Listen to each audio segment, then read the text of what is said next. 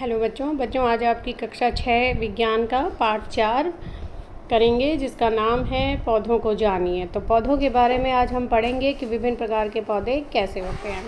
तो क्वेश्चंस देखते हैं। पहला जो क्वेश्चन है उसमें लिखा है, पहले क्वेश्चन में जो लिखा है, पौधे के विभिन्न भागों के नाम चित्र बनाकर बताएं। तो देखिए, कोई भी पौधा हम पढ़ रहे हैं तो उससे पहले सबसे पहले तो हमें उस पौधे के विभिन्न भागों का पता होना चाहिए, है ना। तो यहाँ पर ये चित्र मैंने आपके लिए यहाँ लगाए हैं। तो इन चित्रों में आप देखिए, पौधे के विभिन्न भाग हम पढ़ते हैं पहले। तो ये जो चित्र, ये साइड वाला जो चित्र दिया गया है पौधे के भाग, ये आपकी बुक से चित्र लिया गया है, ठीक है। तो इसमें ये देखिए, नीचे सबसे नीचे जो पौधे के होती हैं, जो हमें दिखाई नहीं देती, जो ज़मीन के नीचे होती हैं यानी मृदा में होती हैं, ठीक है, वो होती हैं जड़। वह कौन सा भाग है पौधे का? जड़, जिसे मूल भी कहा जाता है, ठीक है बच्चों। जड़, ये जो हैं ये सारी जड़ हैं। और इसमें देखिए, यहाँ चित्र में जैसे दिखाया गया है आपको, थोड़ा एक बार चित्र को फिर से देख लेते हैं। ये देखिए, जो चित्र में लिखा है प्राथमिक मूल, द्वितीयक मूल, ठीक है। तो प्राथमिक मूल और द्वितीयक मूल का भी एक बार मीनिंग समझ लेते हैं कि जैसे देखिए, ये जो जड़ जो आ रही हैं, मेन जो आ रही हैं, इसके बाद इसमें यहाँ पर जो इसकी शाखाएं साइड में निकल कर और भी शाखाएं निकल जाती हैं, ठीक है। तो ये जो शाखाएं साइड में निकल जाती हैं, इनको द्वितीयक मूल कहा जाता है, ठीक है बच्चों। इसके बाद अगर हम इन दोनों को जोड़ दें, मतलब प्राथमिक मूल और द्वितीयक मूल, तो ये हमारा मूल तंत्र बनता है, ठीक है। तो ये क्या है? हमारा मूल तंत्र, क्योंकि ये सारे जड़ के ही भाग हैं। अगर हम देखें तो ये सारी जड़ ही हैं, ठीक। इसके बाद ये देखिए, ज़मीन के ऊपर जो पोर्शन होता है, जो भाग होता है पौधे का, उसे कहा जाता है तना। क्या कहते हैं? तना, ठीक है। यहाँ पर देखिए आप इस साइड वाले चित्र में, यहाँ पर ये देखिए, ये जड़ें हैं सारी, इसको इंग्लिश में रूट कहते हैं, ठीक है। और ये इसके ऊपर वाला ये जो भाग है, जो मिट्टी के ऊपर होता है, वह है इसका स्टेम यानी तना, ठीक है बच्चों। इसके बाद ये देखिए, यहाँ इस जो आपकी बुक का चित्र है उसमें जो दिया हुआ है उसके अनुसार देखते हैं हम। यहाँ जो तना है, तने के भाग दिए हुए हैं नोड और इंटरनोड, ठीक है। तो अब आप इसको समझिए कि ये नोड और इंटरनोड एक्चुअल में होता क्या है। तो इसको देखते हैं हम लोग। जैसे मान लीजिए हमारे पास ये एक तने का चित्र है, ठीक है। इस तने में ये इस तरह से, आप लोगों ने गन्ना चूसा होगा बच्चों ज़रूर, तो गन्ने में इस तरह से भागों में उसके बटे हुए होते हैं, जिन्हें हम गन्ने की पोरी कहते हैं, है ना, और उसे चूसते हैं, है ना। तो हर एक जो उसकी पोरी या हर एक जो उसका भाग होता है, ऐसे बटा हुआ होता है गन्ने का, अलग ही पता चलता है कि ये, है ना। तो ये जो अलग अलग भाग जो होते हैं गन्ने के, इसी तरह से जो तना है, ये देखिए, ये इस तरह से ये सीधा, और उसके बाद ये यहाँ से फिर ऐसे, तो ये यहाँ पर एक जो गांठ की तरह बन रहा है पोर्शन, फिर उसके बाद यहाँ बन रहा है, ठीक है। तो ये बीच का पोर्शन, जो ये जो पोर्शन होता है, मतलब एक गांठ से भी दूसरी गांठ तक का, इस गांठ को तो कहा जाता है नोड। मतलब जो बीच में, जैसे गन्ने की पोरी में जो बीच का भाग जहाँ वो जोड़ होता है, उसको कहा जाता है नोड, ठीक है। और इसके बीच का जो हम पोर्शन चूसते होते हैं, तो उसको कहा जाता है इंटरनोड। उसको क्या कहते हैं बच्चों? इंटरनोड। एक मिनट, ये थोड़ा इंटरनोड, ठीक है। ये पोर्शन जो कहलाता है ये इंटरनोड। तो इस तरह से इस चित्र में आप देखिए, ये एक जैसे गांठ वाला पोर्शन, और यहाँ से यहाँ तक ये बीच का पोर्शन जो है, ये आपका इंटरनोड है पौधे का, ठीक है। यहाँ इस दूसरे चित्र में भी आप देख सकते हैं, जैसे ये यहाँ से लेकर यहाँ तक का ये जो पोर्शन आपको दिख रहे हैं, ये जो बिंदी मैंने लगाई हैं, ये नोड हो गई, और इसके बीच का ये वाला जो पोर्शन है तने का, वो है इंटरनोड, ठीक है बच्चों। तो ये आपको तने के विभिन्न भाग भी पता चल गए होंगे, ठीक। इसके बाद हम अगला भाग देखते हैं। इसका अगला भाग जो है वह, अब इसकी पत्तियां ले लेते हैं, ठीक है। तो ये तो आपको कॉमन सी बात है, बिल्कुल आप सबको बहुत अच्छे से पता होगा कि तने में पत्तियां कौन सी होती हैं। तने में, सॉरी, पौधे में जो पत्तियां होती हैं, वो ये वाली, जो ये सारी की सारी ये क्या हैं? पत्ती हैं, ठीक है, ये पत्ती हैं, ठीक। और ये इस दूसरे वाले चित्र में देखें, ये आपकी लीफ कहलाती हैं। पत्ते को क्या कहते हैं? लीफ। ठीक है। इसके बाद जो आपका और आगे अगर हम इसका भाग देखते हैं तो ये देखिए, ये फली के रूप में यहाँ ये जो दिखाया हुआ है, ये इस पौधे का फल है। ठीक है, मतलब फ्रूट जो है। तो यहाँ पर आप देख सकते हैं, जैसे ये टमाटर का पौधा दिख रहा है और इसमें ये लाल जैसे लगे हुए हैं, ये क्या हैं? इसके फल हैं। ठीक है। तो तने के पौधे के जो भाग हैं वो हमने अभी क्या क्या कर लिए, ये नीचे वाला जड़ है। ठीक है। उसके बाद हमारा ये जो पोर्शन है ये तना है और ये पत्तियां हैं। ठीक है। और यहाँ पर ये जो फली के रूप में दिख रहे हैं ये हमारे फल हैं। ठीक है। तो ये इस तरह से पौधे के फल हो गए। अब फल जो हैं उनको लगने से पहले क्या आता है? फूल तो आएगा ना, तभी तो फूल आएगा, तभी तो वहाँ पे फल बनेगा, है ना। तो ये यहाँ पर पुष्प, ठीक है, पुष्प को ही कहा जाता है फूल। ठीक है। तो यहाँ इस दूसरे चित्र में भी देख लेते हैं, ये जो येलो कलर में आपको दिख रहे होंगे, ये जो दिख रहे हैं फ्लावर यानी फूल। ठीक है। अब यहाँ इस चित्र में एक और दिखाया हुआ है, ये ब्रांच या शाखा। अब ये शाखाएं क्या हैं? जैसे ये तना है, तने में से नोड के यहाँ से जो अलग अलग ये जो पोर्शंस निकल रहे हैं जिन पे पत्तियाँ हैं, ठीक है, तो इनको शाखाएं कहा जाता है, यानी टहनियाँ या ब्रांचेस। ठीक है। तो इस तरह से ये हमारे पूरे पौधे के विभिन्न भाग हो गए। उम्मीद है आपको बहुत अच्छे से समझ आ गया होगा। सभी बच्चे इसका चित्र बना लें साथ में। आप इन दोनों में से कोई भी एक चित्र अपनी कॉपी में बना सकते हैं। ठीक है। तो ये इस तरह से ये सुंदर सा चित्र आप कोई सा भी बना लें और उसको सुंदर कलर कर लें। ठीक। इसके बाद आगे देखते हैं। अगला क्वेश्चन जो दिया हुआ है, शाक किसे कहते हैं? आगे है शाक किसे कहते हैं। अब देखिए, पहले हम इसका आंसर देख लेते हैं, उसके बाद हम आपको इसके सुंदर चित्र भी दिखाएंगे। तो जो शाक होते हैं उनमें क्या खास बात होती है बच्चों, कि ये बिल्कुल कोमल तने के होते हैं। कोमल, बिल्कुल कोमल इनका तना होता है, नाजुक सा तना होता है, और अगर हम उसको हाथ से ही तोड़ें तो वो आराम से टूट जाता है। अब ऐसे पौधे आपने देखे होंगे, कौन से होते हैं? तो इसमें जैसे पालक है ना, पालक आपके घरों में मम्मी सब्जी बनाती होंगी तो आपने देखा होगा, उनको हाथ से वो आराम से तोड़ लेती हैं, है ना। तो ये पालक जो है किसका उदाहरण है बच्चों? शाक का। इसके जो पौधे का तना जो होता है बिल्कुल कोमल होता है, और ये पौधा जो होता है वो भी छोटा होता है ना। तो इसका अब हम आंसर भी और पढ़ लेते हैं जो लिखा हुआ है। हरे, अब ये देखिए, इसके जो पालक जो होती है, इसका जो तना है वो हरे ही रंग का होता है। हरे एवं कोमल तने वाले पौधे, ठीक है, हरे और कोमल तने वाले पौधे शाक कहलाते हैं। ये पौधे सामान्यतः छोटे होते हैं और अक्सर इनमें कई शाखाएं नहीं होती हैं।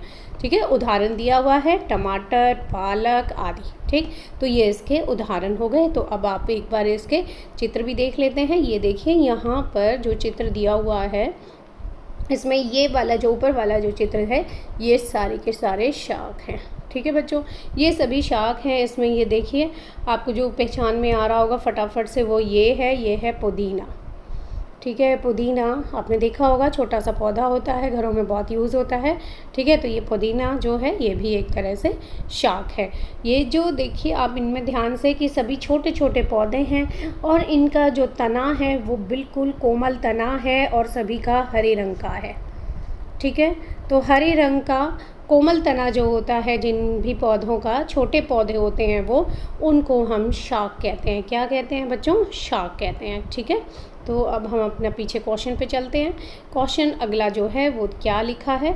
झाड़ी किसे कहते हैं? अगले क्वेश्चन में लिखा है झाड़ी किसे कहते हैं। तो जैसे अब हमने ऊपर शाक पढ़ा, उसी तरह से यहाँ झाड़ी है। झाड़ी के और शाक में अंतर क्या होता है ये देखते हैं एक बार, कि जैसे अभी हमने देखा था कि शाक के जो तना है वो कोमल होता है, परंतु जो झाड़ी होता है उसका थोड़ा सा कठोर तना होता है।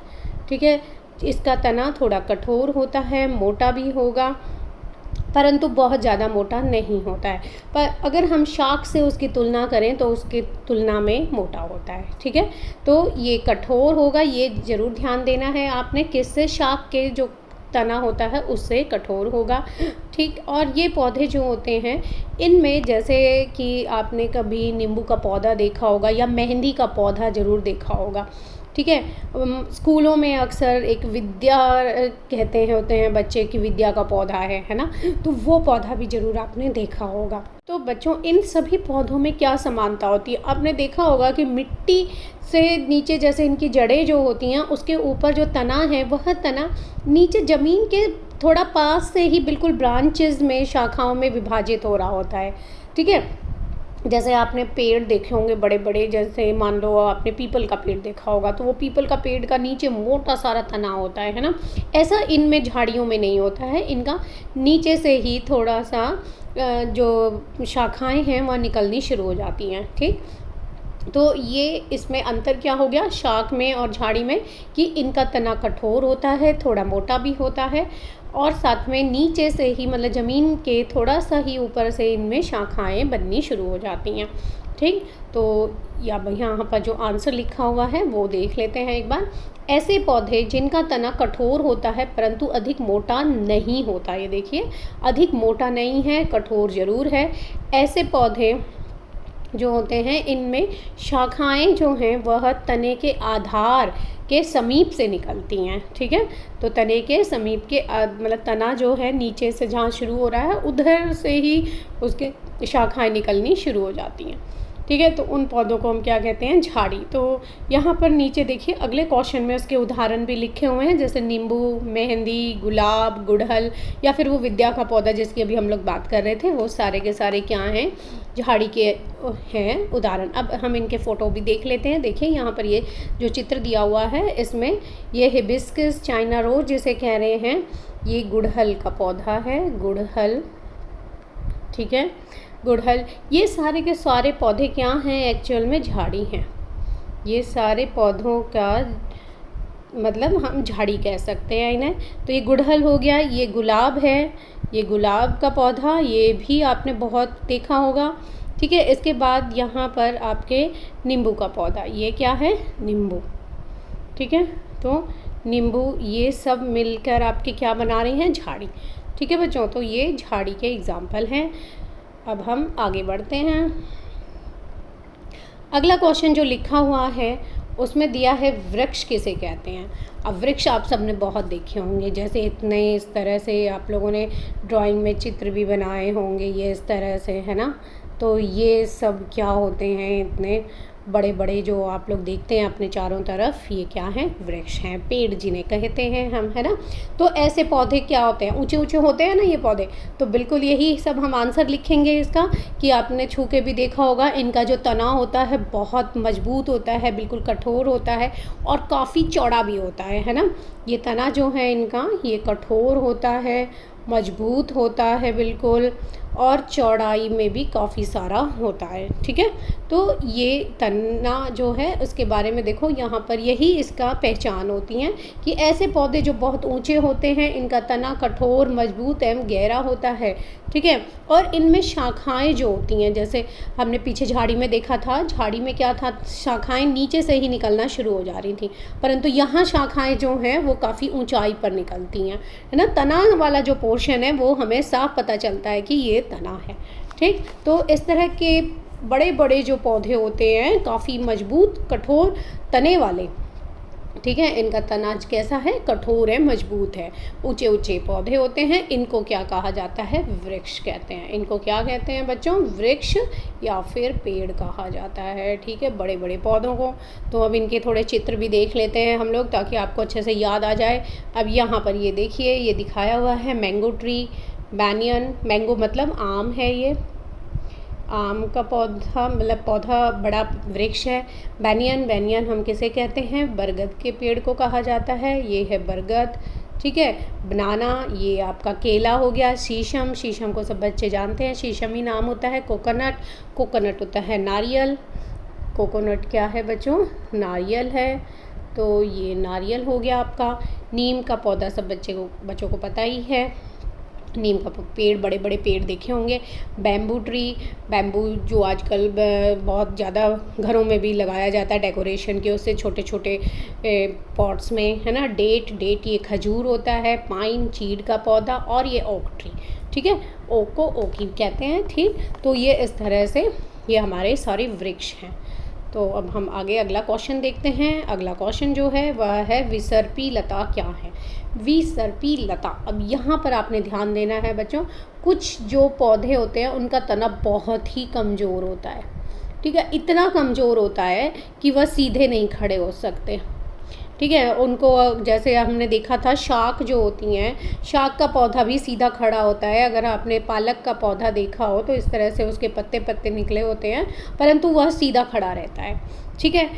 पर अगर हम विसर्पी लता की बात कर रहे हैं तो इनका तना बिल्कुल कमज़ोर होता है, जो सीधा खड़े होने में अपने में इसकी ताकत नहीं होती कि ये सीधा खड़ा रह सके। तो क्या होगा, जो कि चीज़ सीधी खड़ी नहीं है तो वो ऐसे नीचे ज़मीन पे फैल जाएगी, है ना, ऐसे ज़मीन पे फैल जाएगी। तो ज़मीन पे जो फैल जाती हैं उनको आप बेल के नाम से जानते होंगे कि ये बेल हैं।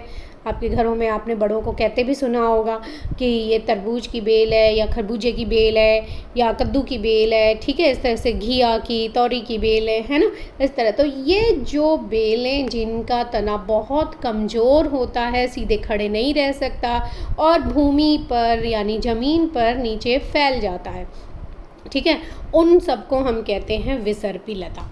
क्या कहेंगे बच्चों, ये सभी क्या होती हैं, विसर्पी लता। तो अब यहाँ पर जो आंसर लिखा है उसे और एक बार देख लेते हैं। वह पौधे जो कमज़ोर तने वाले, बिल्कुल साफ लिखा है देखो, कमज़ोर तने वाले होते हैं जिससे वे सीधे खड़े नहीं हो सकते। यहाँ पर इस नहीं शब्द पे आपने ध्यान देना है, सीधे खड़े नहीं हो सकते। ये भूमि पर फैल जाते हैं।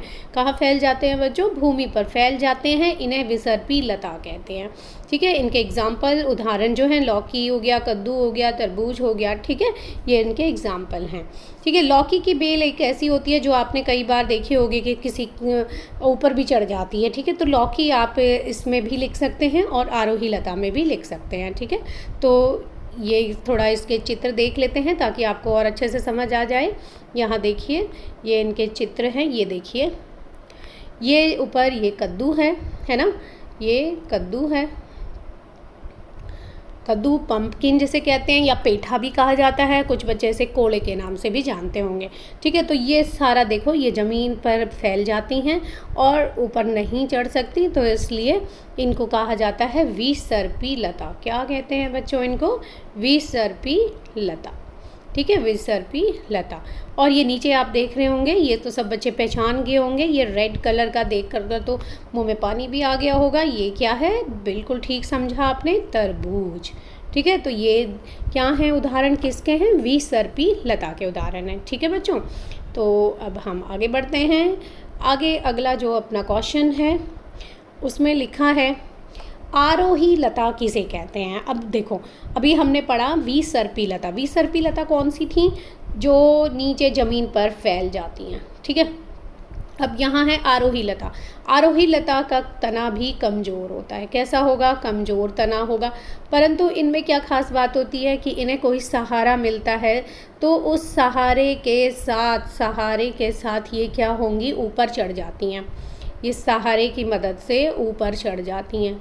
अब ऊपर चढ़ जाना यानी कि नीचे से ऊपर जाना, आप लोगों ने ये मैथ्स में भी पढ़ा होगा कि अगर हम बढ़ते क्रम में कोई संख्याएं लिखते हैं, जैसे आपके पास कई सारी संख्याएं दी हैं, 4, 5, मैं इसको एक बार थोड़ा सारा हटा के फिर आपको अच्छे से समझाती हूँ। ये देखिए, जैसे मान लीजिए हमारे पास कई सारे संख्याएं हैं, जैसे लिखा हमने 12 लिखा, 8 लिखा, 4 लिखा, 10 लिखा। तो अब आपको ये कहा जाए इन्हें बढ़ते क्रम में लिखे है ना, तो आप इसको यहाँ से शुरू करेंगे ना, 4, 8, 10, 12।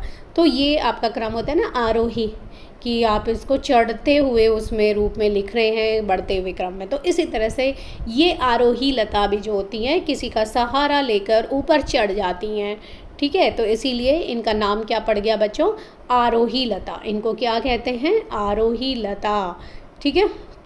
आरोही लता कौन सी, जो किसी का सहारा लेकर ऊपर चढ़ जाती हैं, ठीक है, को जैसे आप ये देखिए, ये मनी प्लांट इसका उदाहरण है। मनी प्लांट आपके सबके घरों में होगा, आपने देखा होगा। इसके साथ कोई लकड़ी का सहारा देके इसको ऊपर चढ़ा लिया जाता है। ऐसे ही ये यहाँ पर अंगूर हैं। अंगूर की बेलें भी आपने देखा होगा ऊपर चढ़ा ली जाती हैं पूरा जाल की तरह, और ये नीचे अंगूर के गुच्छे लटक रहे होते हैं। ठीक है, तो ये अपना सारा आपने आरोही लता के बारे में जान लिया। तो उम्मीद है आपको ये अच्छे से समझ आ गया होगा।